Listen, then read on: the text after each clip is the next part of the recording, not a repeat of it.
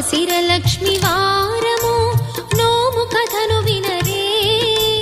లక్ష్మి పురాణము వివరంగా వివరించెద వినరే.